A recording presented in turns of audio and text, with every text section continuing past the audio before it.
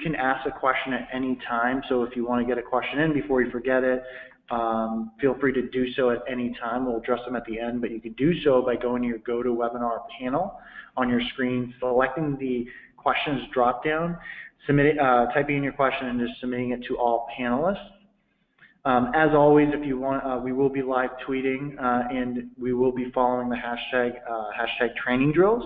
So if you have some snippets of insight or want to share some of the insight that Kimberly, our speaker, is going through, feel free to do so. We'll even retweet a couple of good ones as well. As another reminder, the recording will be available afterwards in our resources section on our website, and we will send it to everyone. So if you have to drop off early, no worries. We will send it to you via email.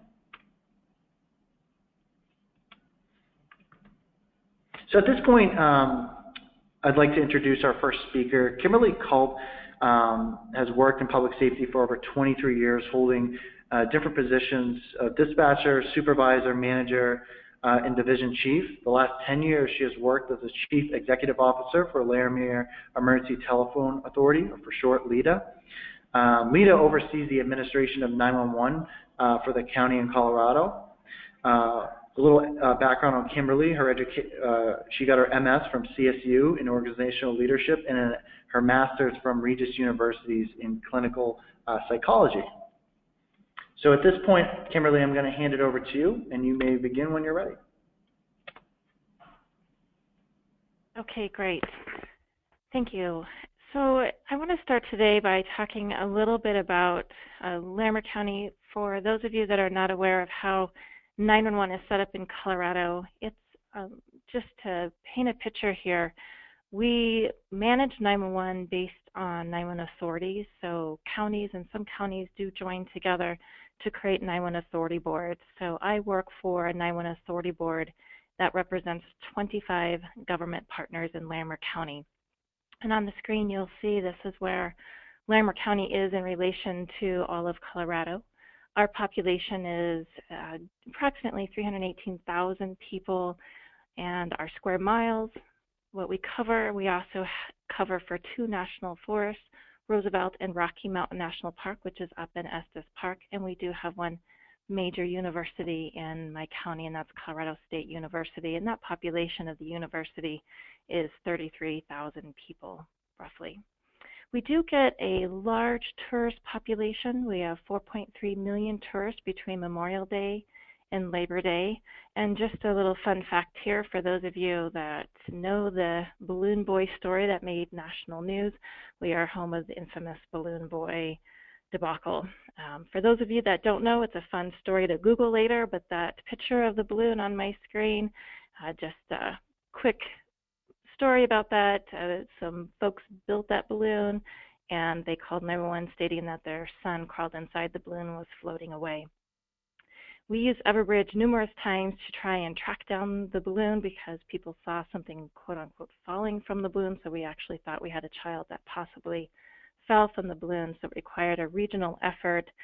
This balloon crossed multiple counties and areas before it crashed, and the whole thing was a hoax. The kid was actually hiding up in the garage. Parents just wanted to get on national TV. So we've been customers of Everbridge since 2008. So we started off with Everbridge with many versions ago of their government-facing product. And we average around 13 public notifications a month. And those public notifications, when we send them, what I'm talking about are imminent threat to life or property, where we need to notify our residents to take place in shelter. We need to notify our folks about evacuation or other critical items going on in their area. So not 13 events of casual communication, but 13 events monthly of imminent threats to life or property. So let me switch here. Discussion points. We've already discussed a little bit about what I'm going to be going over, but I'm going to go through some case studies, and I'm going to spend some time about what we did wrong. We learned a great deal by understanding what we did wrong in these different events. And that caused us to create some training scenarios. We'll talk a little bit about why they're important, who to involve in your training, steps that you may want to take to create some effective training, and I think the key word is effective, and creating those effective training scenarios. So why the training scenarios are important? One question to be asking yourself internally as I go through this is, how does your agency prepare and manage those high-risk, low-frequency events? And we define high-risk, low-frequency are those events that are imminent threats to life or property. High risk, you have something going on that requires action immediately. We also look at a high-risk event is the time to notify. If we don't quickly notify, we could have an impact to life. So your wildfire, you got to get out. Your flood situations, those are time sensitive. There's an impact to life if you delay. So that's how we've identified internally high risk. Some of those high-risk events can be low frequency. How often do you get a 500-year flood event? Hopefully not often. Other high-risk events may have more frequency, like your wildfires, depending on where you're located. So we really look at how can we train our employees, our staff, the users of the system, that they can manage a high-risk event that they're not experienced or comfortable working through. We also focus on making sure that our users understand the Everbridge system thoroughly, which means that they can send a quality alert in that timely manner, that they are going to hit all the points that they need to hit. They're going to make sure they know how to expand the polygons correctly, but they're going to be able to navigate the system timely.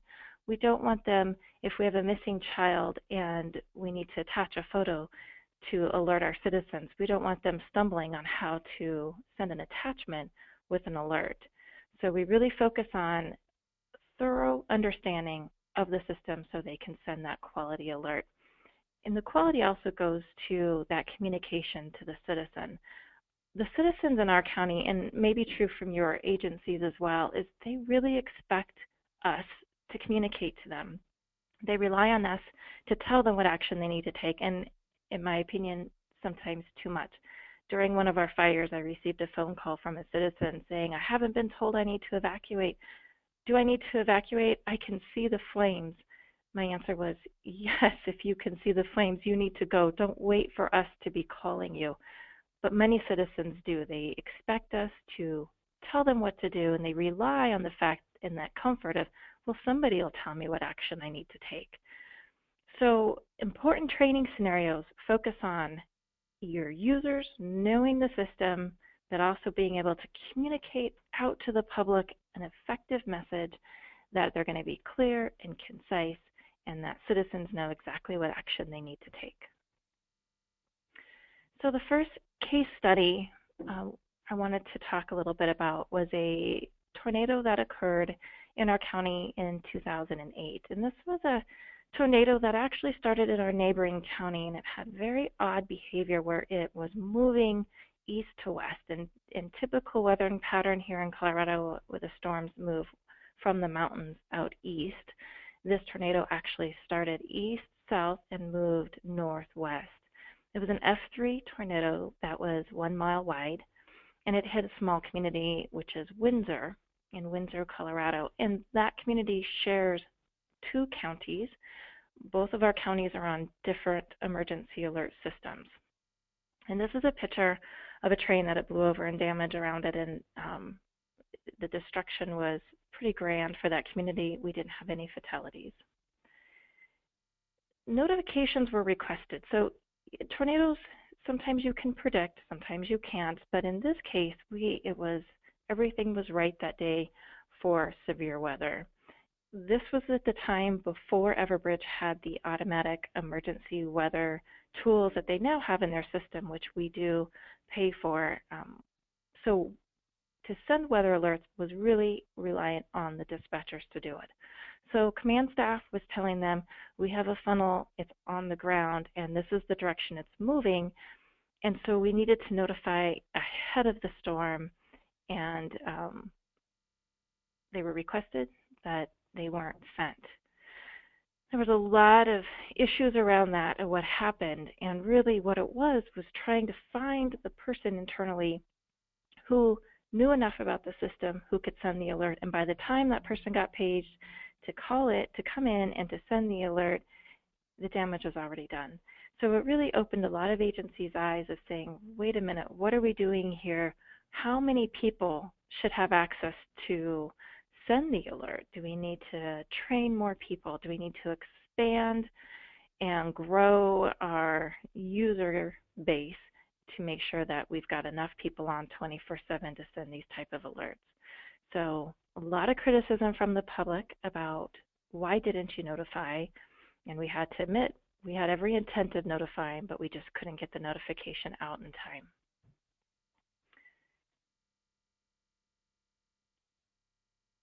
The next, based on that, we went ahead and we created, and we being the Larimer Emergency Telephone Authority, since the Everbridge is our system, we required monthly training for all authorized users. So we had defined authorized users as anybody who was responsible for sending alerts to the public. So there's a whole other group of people in our system. We have multiple orgs being responsible for 25 government partners. We have a lot of interagency communication they do where they're notifying staffing callback or they're communicating to work groups. We only focus on controlling the public-facing side of our deployment. To us, that is the most important piece. Internally, if they want to create other controls, go ahead. We focus on if you are going to communicate to the public, you need to make sure that you have these different pieces in place. So we said after that Windsor tornado, anybody who we have authorized to send alerts to the public must get in the system at least once a month, and they must do a training exercise. We did not say what they had to do. We just said once a month, get in the system and test the system, play around, make sure you're familiar with it. So our users would log in, they would draw a polygon, and they would send an alert. They would check that box and say, hey, I'm done. And the question we had to come back and ask ourselves, is this training, and really what do we accomplish? And that face there is definitely deserved.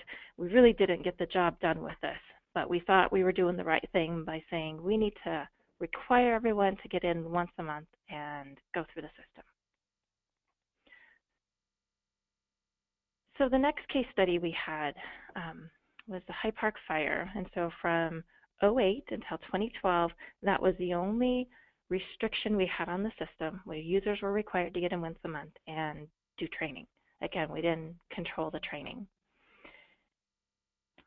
2012 was a very dry, hot spring and summer, and we had a Hyde Park fire is what it's known, and it started in July.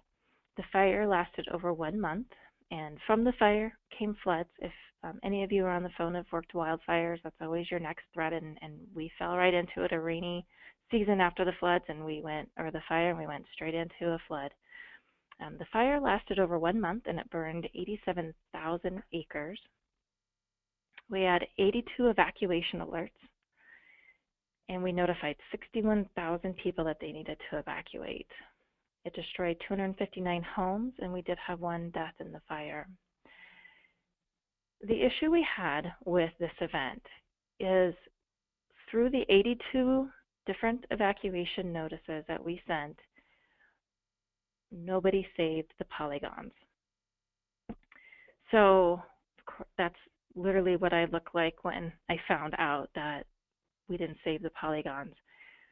So the system was a little bit different than the screenshot I'm showing you now, but from the fire and this large event and what we were doing during the fire, we were doing evacuations, and then there were times because of the behavior of the fire, we could actually send that group of people home. And then we were having to re-evacuate the same area, then sometimes those people got to go home. Through all of this back and forth, the polygons didn't get saved, and so there was a constant having to redraw the shapes in the system, trying to notify that same group and relay the message. And even when there was a, hey, get ready and then go, you're going to have to evacuate, now you need to evacuate, polygons weren't being saved. So when they were able to go home, and it was about a month later for a lot of that area, trying to get and recall the same area and tell them that they can go home was very difficult for us. What we were doing to notify, and many of you are probably thinking, well, how would you draw that? Landlines, people aren't going to get called.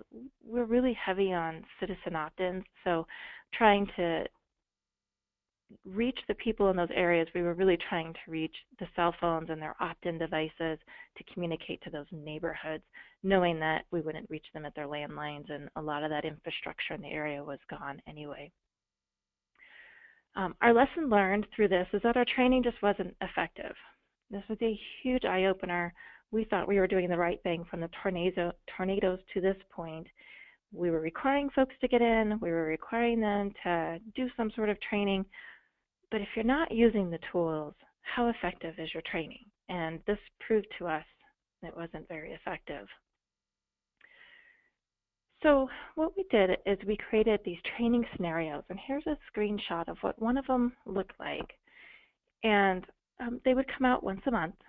And what we did is we took previous mistakes in the system, and we would create a scenario around the mistakes we were seeing, common mistakes that were being made, difficulties resizing polygons, saving polygons. We were focusing on high-risk, low-frequency type of events. We were also creating the scenarios using those tools that you don't always have to use, like excluding an address or excluding an area.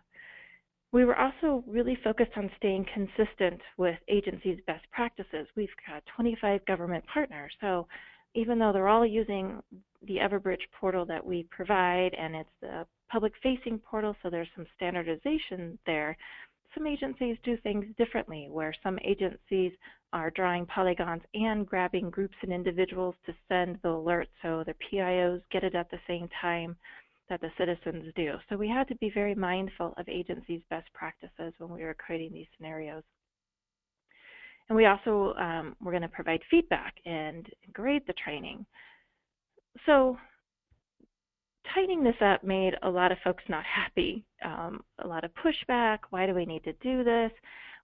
So my board at the time, I report to a board of directors, they said, you know, these scenarios are great, but we're not going to make them mandatory. We're going to just tell the agencies, you can still use the system. Yes, we want you to get in there once a month. If you choose to do the scenarios, great. If you choose not to, that's fine. Just at least do training once a month. My board also said that if they wanted to, or if the users had sent an alert that month, they also were exempt from having to do the training. So they were excluding people that got in and sent alerts about the fire, for example, that they didn't have to do training. So lead as staff, we were really concerned about that, but the board of directors, that's the position they took. And then we had another disaster. So from July to December, we still had fires, and we had another fire in December of 2012. And this was actually in the area of Estes Park in Rocky Mountain National Park area. It's called the Fern Lake Fire. And on this polygon, what happened was the user drew an area, and then while they were drawing their polygon, and there's a lot of things wrong with this, good boundaries is one thing, cutting off contacts, but they decided they needed to expand the polygon to reach a greater audience, and they couldn't figure out how to edit the polygon and expand the shape. So they excluded the original shape and drew another polygon over it.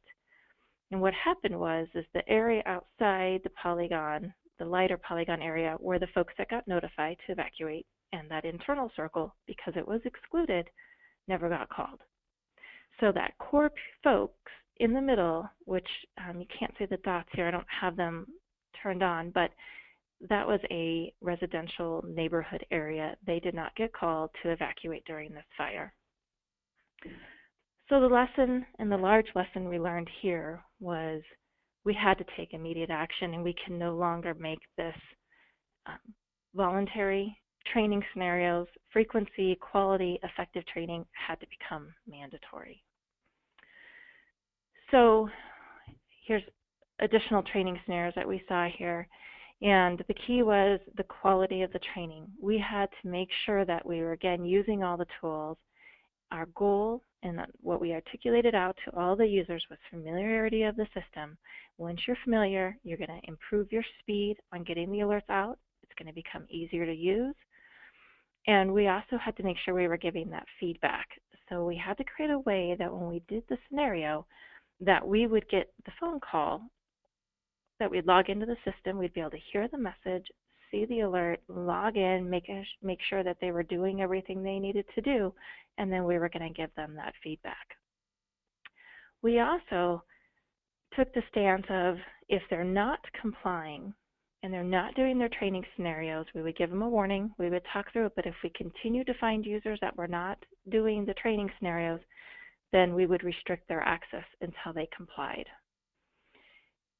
Also doing the training scenarios, it allowed us to give feedback to Everbridge about their tools. The more you use tools, the more you decide, hey, this just doesn't flow good, or I'm having troubles navigating this screen.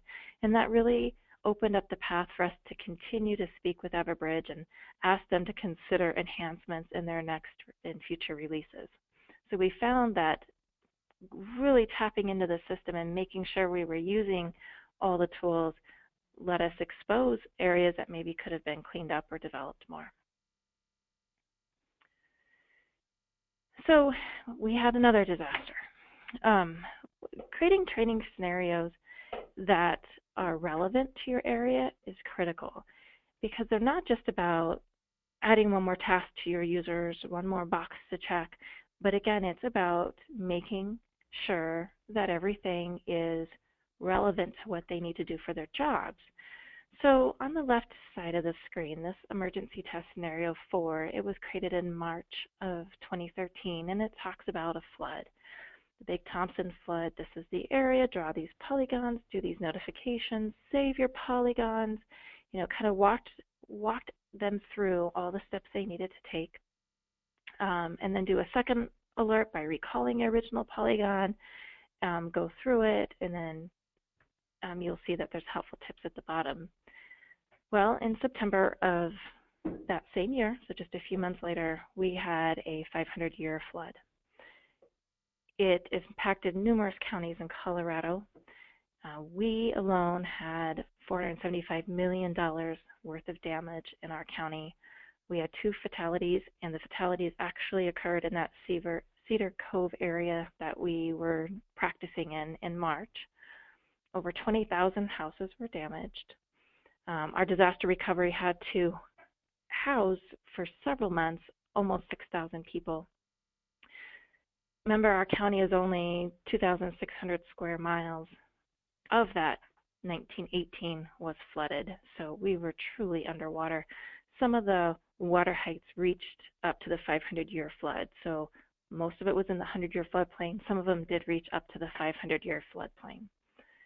Here's some photos of what that flooded area looks like. This is a small community called Glen Haven, and this was actually one of the rivers just pushing debris down that town. So only a few structures actually were remained in that main stretch. The road today is still dirt. When you come over here to where they're doing some digging beyond that is all still dirt to this day. But this is Glen Haven, pictures from the flood. This photo is interesting. If any of you have an ESI net for your next generation 911, this is 911 fiber. So here's my fiber dangling over that river. We were isolated in the Estes Park community, lost all communication. We were completely dark for several days. And this is part of why. This is that Cedar Cove area. So the river was up here north. This was the width of the river prior to the flood. These red outlines are the actual where the houses were. So we have, this is imagery from Pictometry. If any of you are Pictometry customers, and we actually have a shapefile over that for all of the building layers. And those are houses that were wiped away in this area. And this again is where 2 of our fatalities were. So the river now is this entire width, and even to this day flows at that width. So how did our very large disaster go? So we had been doing the different training scenarios. We were enforcing them. They were mandatory. And this is a snapshot of what these polygons look like that Loveland did for their evacuation. So the flooding took place throughout Larimer County, but this is along the Big Thompson. And this is what their polygons look like. They saved their polygons. They didn't have any overlap. You may see overlap here on the screen, all those different shaded areas, and that's just because some areas were notified multiple times. You know, get ready, you may have to evacuate, okay, stand down, okay, no, you're going to have to evacuate, that type of get ready, set, and go going on right in through this area in Loveland. You could tell the polygons take on a funny shape, and that's because we focus on good boundaries. We make sure that we're not going to cut off a neighbor in any way. So if there's an access point and we need to extend that polygon down a little bit, we'll do that. So we make sure we always have good boundaries, a natural cut off versus just doing a point and radius. The messages for the alerts were very clear and concise. They told citizens exactly what area they were notifying. Since your folks can opt in, or if you're Nixle customers, you're just getting blasted with notifications. So the message was very concise. If you live in the Cedar Cove area, you are being evacuated, and this is where you need to go and what actions you need to take. So they really focused on making sure that they were clear, concise, that the polygons were good, good boundaries. They saved their polygons so they can recall them, and all in all, the numerous alerts we did during this event were successful. So how do you create scenarios if you choose to create scenarios for your organization? What we did is we requested a training organization with Everbridge. So we have our 911 public-facing organization.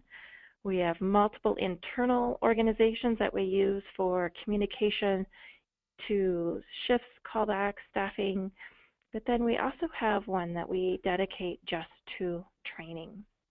And in that training organization, we load our GIS data so we can test in an environment that is going to be real and live. And we also load test contact data. So we have set up a test phone number and email address, so when the dispatchers are actually creating their scenarios and sending them, it goes to someplace so then you can receive the message, review the message, look at the polygon, look at the email, look at the text, and actually be able to say, is this going to work?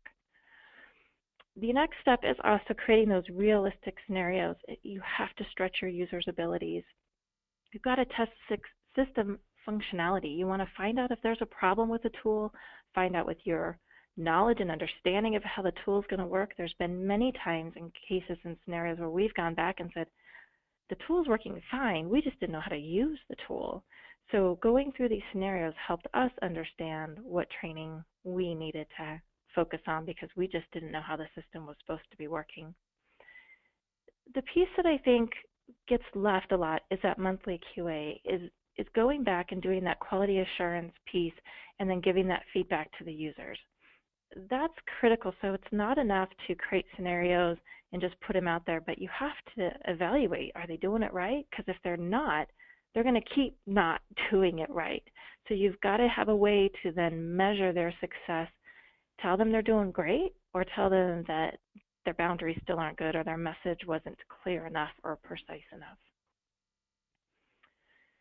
Some of our best practices was, and this is in general that goes across all of our agencies, is we always record a voice message with text. We don't do the text-to-speech conversion. We think, especially when you're talking about imminent threat to life and property, having a person's voice with the correct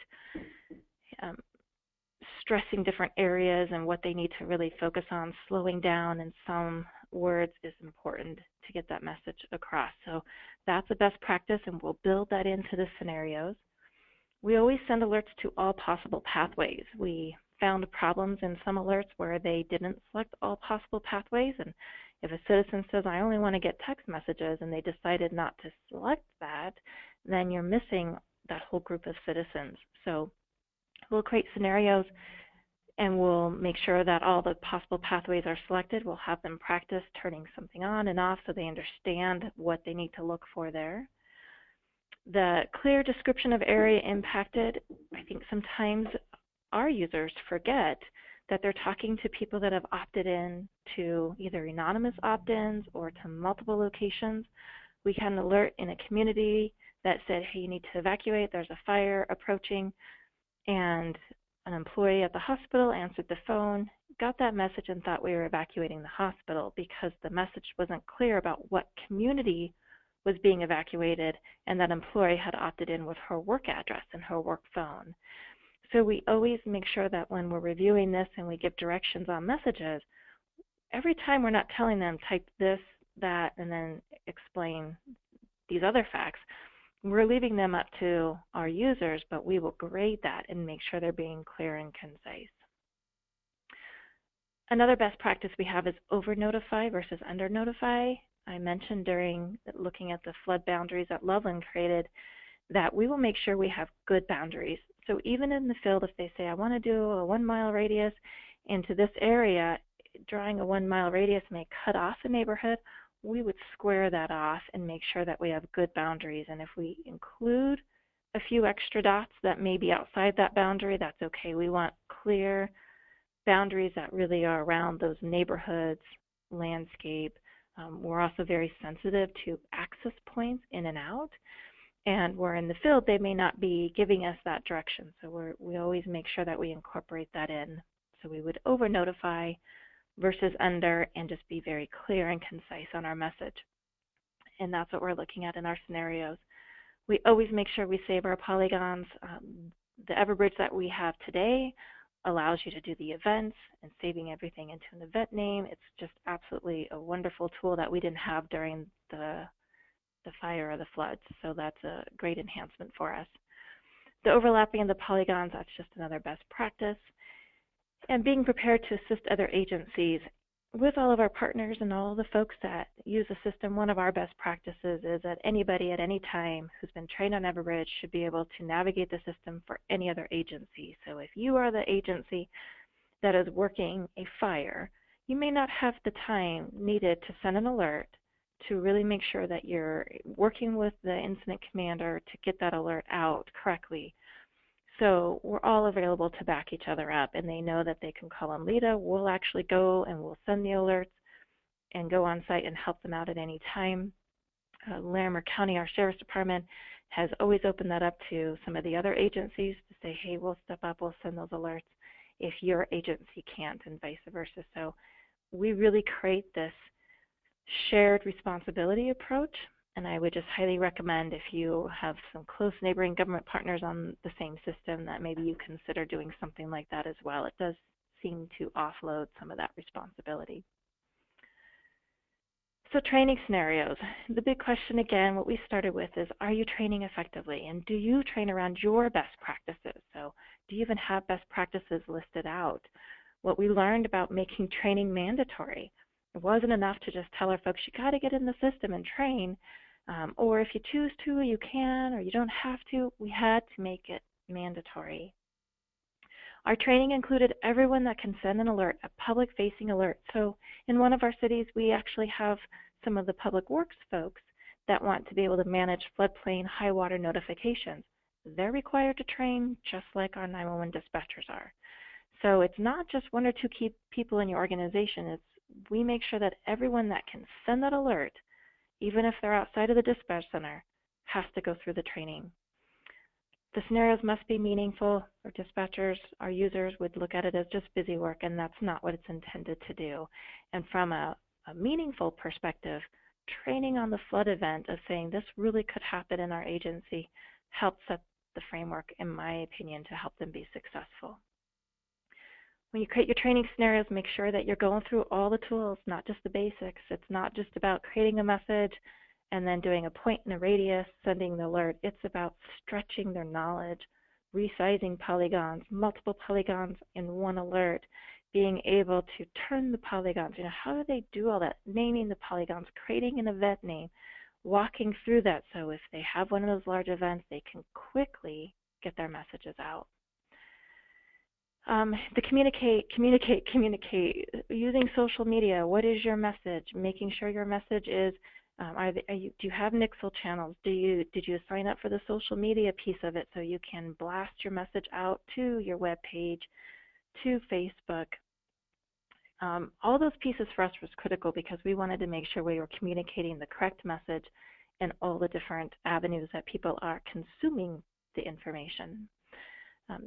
The other piece I mentioned before was send the input to Everbridge. It makes the system stronger. So when you're using the system and taxing the different tools, you're going to come up with something that maybe needs to be tweaked or these great ideas. And of all vendors that we partner with, we think Everbridge is very receptive and responsive to those feedback and that input, which helps me, it helps you, it helps all of us, because then our tools are even better.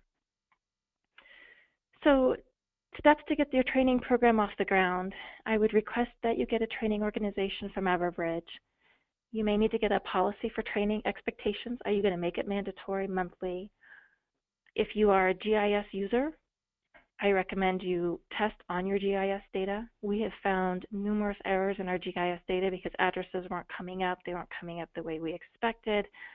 We are using common name now, and the common name idea all came from users training on the system going, gosh, it'd be really nice not to have to type in this address for an address point. It'd be nice to be able to type in Rocky Mountain National Park and have a point go right to the entrance of the gate. Add your contact information in Everbridge at the location your alert's going to be sent, so the dispatchers are actually drawing a polygon and sending the alert to like a training contact that you can add into the system. And then create a scenario focusing on recent mistakes that you've seen. So if you see your folks making the mistakes, they have bad boundaries, poor message creation, that's what your scenario should be created on, are reviewing what has gone out in the system. Is it junk going out? How could you clean it up? And that's where you'd want to start on creating those scenarios. You'd create a document for the training scenario. You send it out to your authorized user and just keep a library of them. When we brought Everbridge out to do training, when they upgraded the system, we walked in with a dozen of scenarios, of old scenarios that we tweaked to make it jive with the new Everbridge, and we provided that from a training perspective.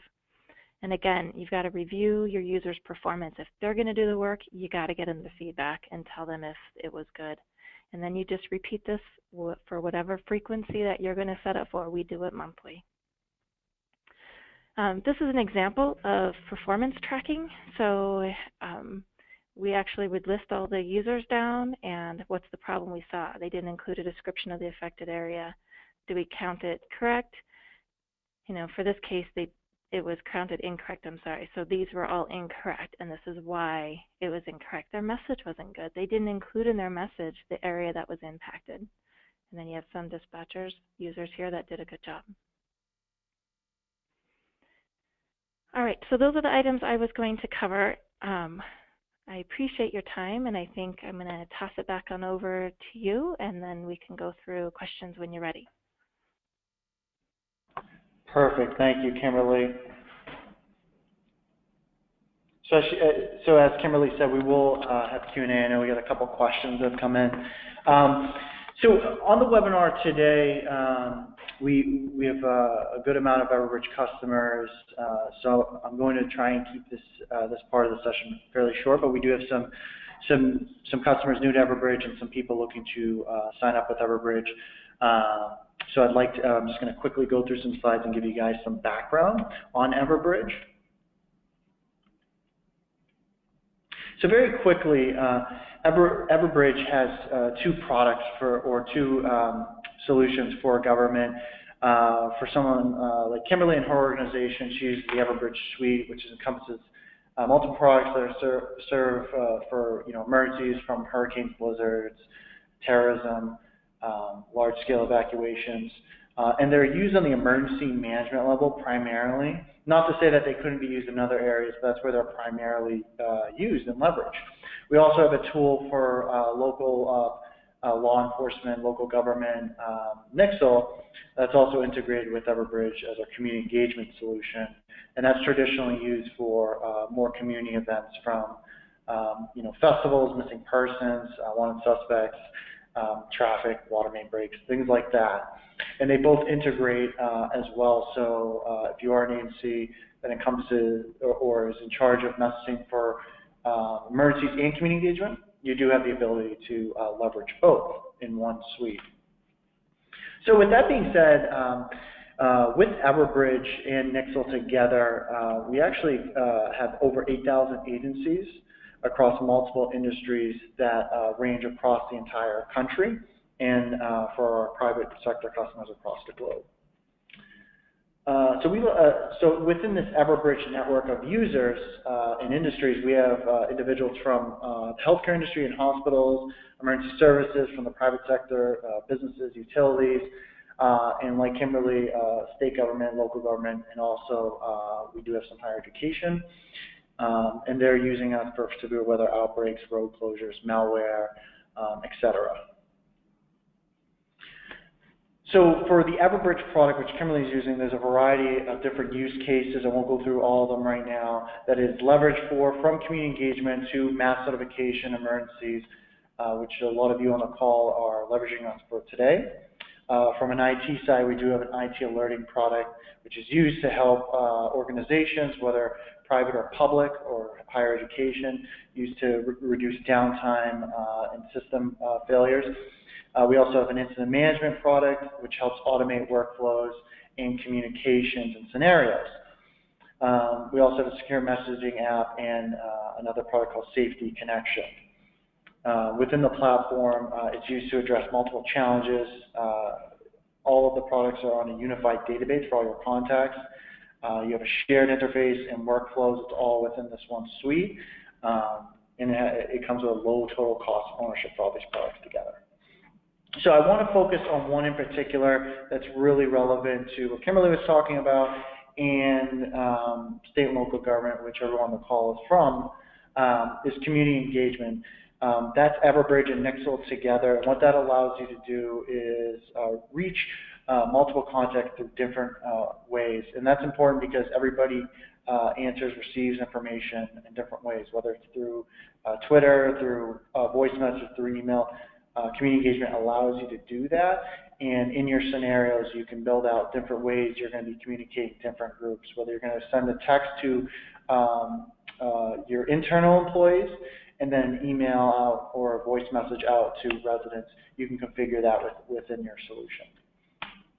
So with that being said, I'm going to move on over to our Q&A session.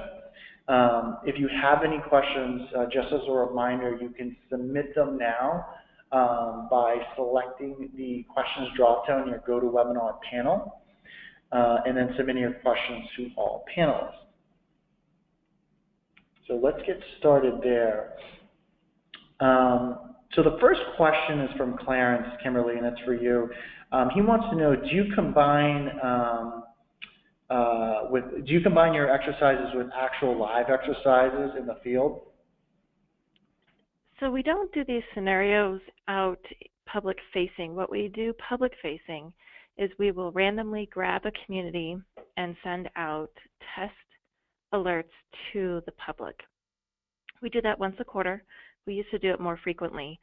We won't do it if there is a emergency event going on in Larimer County, so we wouldn't do it any time before, like right when the fire started. We waited till that was completely concluded before we would resume our regional testing. So we don't do any sort of scenarios with the public. We will just grab an area, draw a polygon, and tell them that we're testing our emergency notification system. Excellent. Thank you, Kimberly. The next, actually, before I go to the next session, we actually got a couple inquiries about the recording of the slides.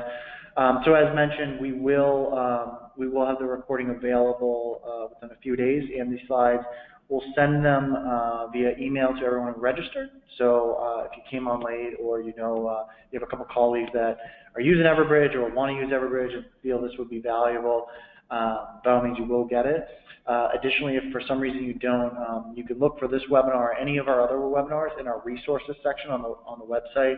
All you have to do is just go to the home page and go to the resources dropdown and go to webinars and select that tab, and the recordings will be there. So the next question is from Joe in the audience. And Kimberly, he wants to know, how are you able to get buy-in from other departments to conduct these trainings with your team? So it was actually from the mistakes that were made. The mistakes that were made that I highlighted in the presentation were very public. We had press stalking me in the parking lot. We had to do We were on every major news network for 5 o'clock, 6 o'clock news. So from the mistakes that were made early on, that's when the city managers got together in a meeting and said, it's not enough, Lita, for you to just say that you need to know the system. That's where they said, we want you to mandate monthly training. So it started with the city managers, county managers saying, this is a big black eye on our agency as well. And Lita is partners with the 25 government partners, so my board is from those agencies. So when they decided we're going to do this and make it mandatory, it really came from the agencies buying in, and then that just pushes it down, top down to the users. Thank you, Kimberly.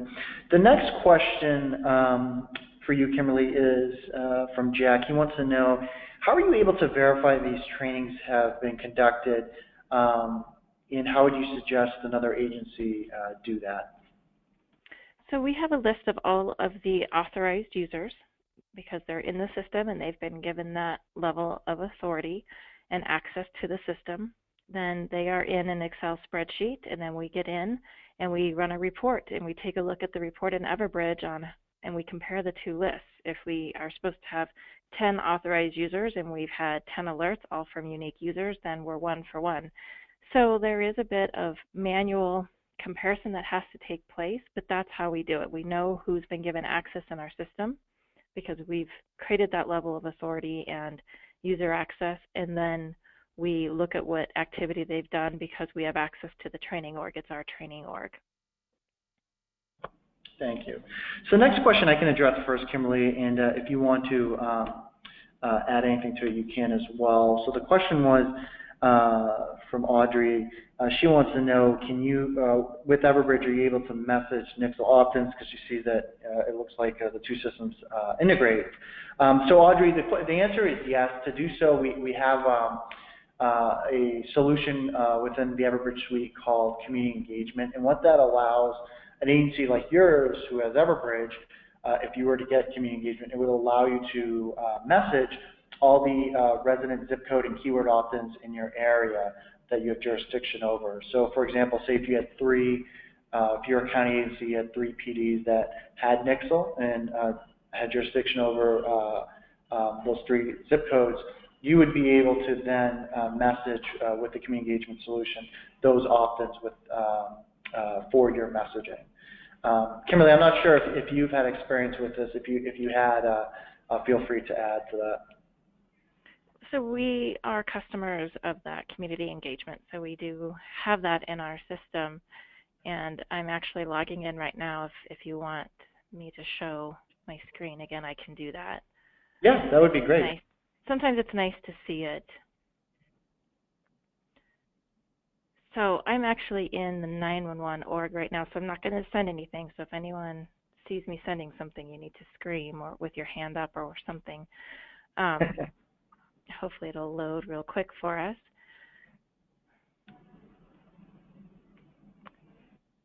My map is just having a moment, I think. Let me come over here to notifications.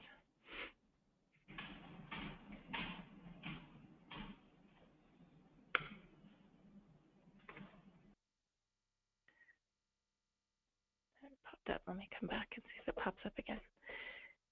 So the integration's great. We are new customers of that community engagement, so I don't have a lot of experience with that yet. Let me just get over here. So if you can see on my left-hand screen, you would create your message through here, and then you're going to be drawing your polygon on the right-hand side. That's going to activate your map, but you're going to be publishing it to the Nixle channels. So you would just click the box for the Nixle channels, and we actually have these groups created because we are sending them out. We have like a Go Lita, and then that way people that want to get alerts countywide would be able to opt in the 888-777 to Go space Lita. We also created one for Estes alerts. So our small community in Estes Park for this area that I'm highlighting on the map, that has a specific Go Estes, And the reason we created that one is for all the tourists that come in, so we're advertising that at the hotels and at the banner boards to say, hey, opt in while you're here for your stay to get an alert for this particular tourist destination. So you just send your alert like you normally would, and all you have to do is put the message in this box as well, and then you would click your box over here on the left side of what keyword you want to hit. So if you're doing keyword for Nixle, you would do that. If you're going to do a zip code for community subscribers, it's the box up above that. Awesome. Thank you, Kimberly. So the next question it's from Sheila, and I can answer this one too. So Sheila's question for everyone in the audience was, she just started looking at Everbridge. Her emergency management uses it and has given us access to see if we want to use it. She wants to know if we would recommend using Nixle and Everbridge for property management in a local government. Our notifications are related to facilities and go to our tenants, building evacuations, gas, odors, all clear notifications, etc. Right now, they're only using notifications. So, Sheila, I would suggest, and what I'll do is I'll put you in contact with a product specialist. What I can do now, though, is give you sort of a short, high-level answer is, obviously, it really depends on your overall needs. I'll let a product specialist dive into that a little more, because one may be more appropriate than the other. However, both systems do serve purposes and have different benefits. What's great with Nixle is the ability to have a keyword opt-in, which is essentially you could pick a keyword. It could be something like building 1, and your tenants would be able to text that to 888-777 and be opted into your alerts. It's a very low hurdle, very low buy-in type of opt-in. But you can also get that within your Everbridge solution with community engagement. So Everbridge, a very robust system, gives you a lot of different options, so it might be the better solution for you. And it would also give you the ability to use that community engagement tool, which would give you keywords, so you could have them opt in that way. And that's usually the easiest way. If you do already have them, a database of these contacts, you can also upload them obviously in both systems, and that's another way. So what I'll do, Sheila, just as a follow-up, I'll make sure a product specialist reaches out to you, gives you some materials that you can review and help you figure out what's a better route for you. So the next question is from Bob. He wants to know what departments should he pull in for these type of drills? He's an emergency manager for a county, and he wants to start running these. What departments should he work with to get the ball rolling? So I think from an emergency management perspective, the emergency management department's wonderful. I would say whomever is responsible for sending the alert. So our fire, our police officers, they have a high-level understanding of Everbridge, and so they understand when we ask more information or we say we can't do that or that doesn't fit our best practices. So we're not really focused on the first responders. It's more of the people that are going to be sending the alert so they can be that balance between what they need in the field and what the tools can do for them in the field. But the emergency managers, we've got several emergency managers in Larimer County, and if they're going to be public-facing and sending these alerts out and communicating, then I would absolutely pull them in to do the alerts. So really think about who are you going to give that authority to? Who are you going to send out the alerts or let them send out the alerts and communicate to the public? Those are the folks that need to be walking through the scenarios you create. Excellent, thank you. So we're actually out of questions right now. If anyone has a question, feel free to submit it by selecting the drop-down in the GoToWebinar panel that says question. Submit your question to all panelists. I'll give it another minute, but I would like to say, because I know we have a couple product questions that come up, Sheila and some of our other guests on the webinar today. Feel free to request a demo if you want to get ahead and make sure someone reaches out to you of Everbridge. You can do so by going to everbridge.com/request-demo, and some product specialists will reach out to you fairly shortly. So it looks like we don't have any more questions coming in. So I want to take this opportunity to thank everyone who's joined us today, took time out of their day. Listen to Kimberly and I. And of course, I want to thank Kimberly for a great presentation, being a champion at Everbridge, and providing a lot of our customers and even some people who are just taking a look at Everbridge today, a little inside view of some success stories, use cases, and best practices with using the system and running these drills. So thank you, Kimberly. You're welcome. All right, with that being said, everyone have a great day, and look forward to the next one. Bye.